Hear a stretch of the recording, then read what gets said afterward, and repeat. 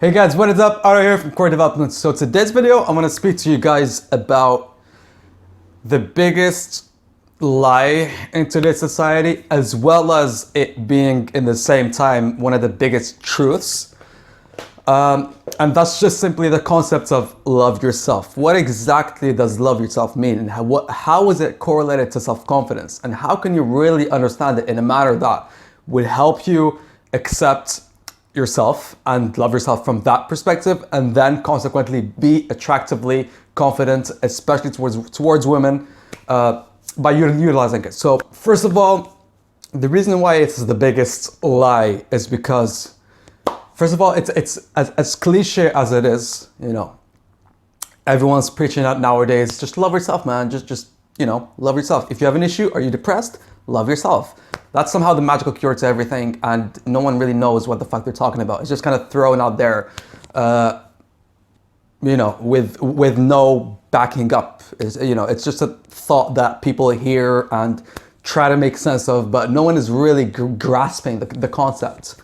So from that perspective, it's just a bunch of bullshit, but it's also the biggest, highest truth in this life.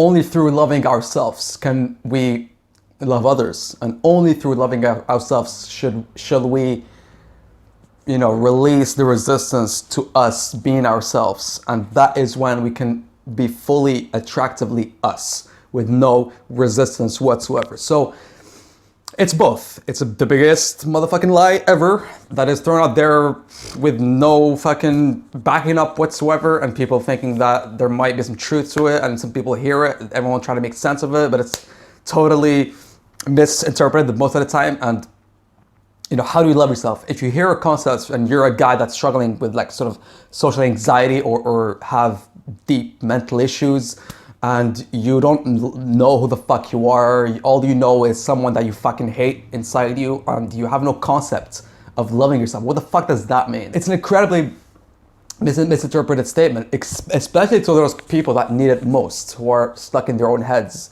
unable to free themselves and be themselves socially.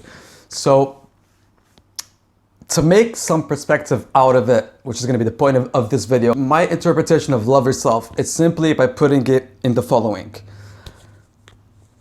We are all uniquely valuable in our own right. We're all 1 out of 7.7 billion fucking people in this universe. So there is inherent value to every single one of us, no matter how fucking low value you think you are, no matter how much of a tough upbringing you think you had, no matter how much you have a bunch of mental issues, whether it's social anxiety, deep depression, it's like crippling shyness, unable to just be self-confident and be the person that people like and to attract women and all that, then I guess sort of the messages, or my messages regarding that statement, is that loving yourself is a practice.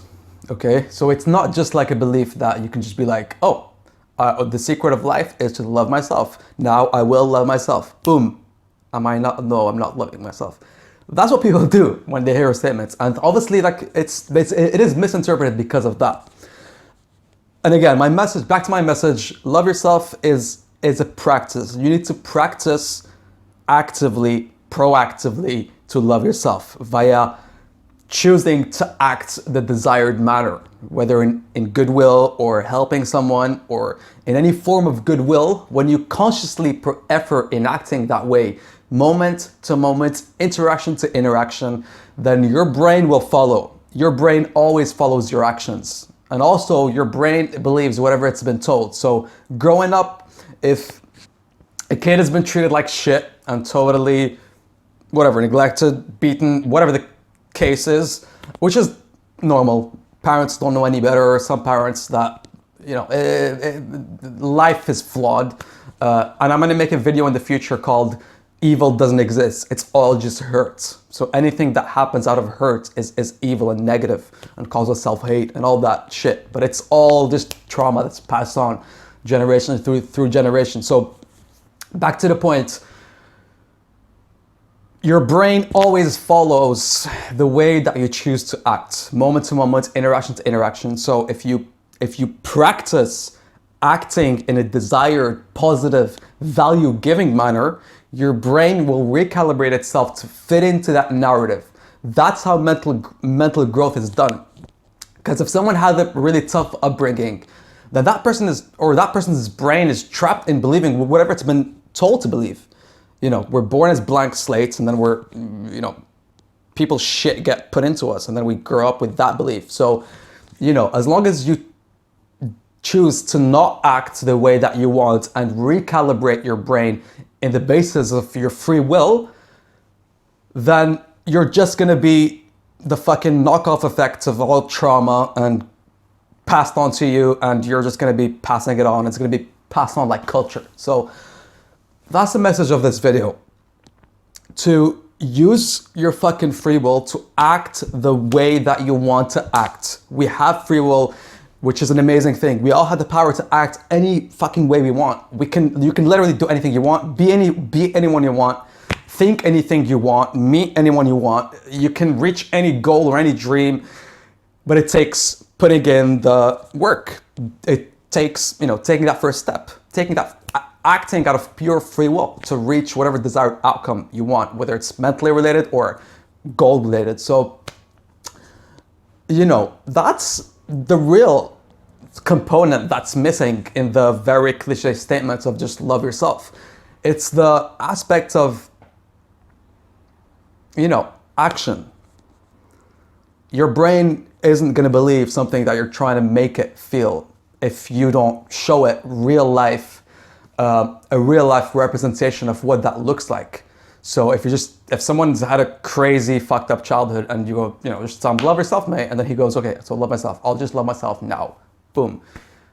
Your brain's gonna be like, oh, you're fucking kidding yourself, mate. You're not kidding anyone. You're the person that you've been told, as long as you don't show me otherwise, then I will stay trapped in all those negative emotions that you think you are.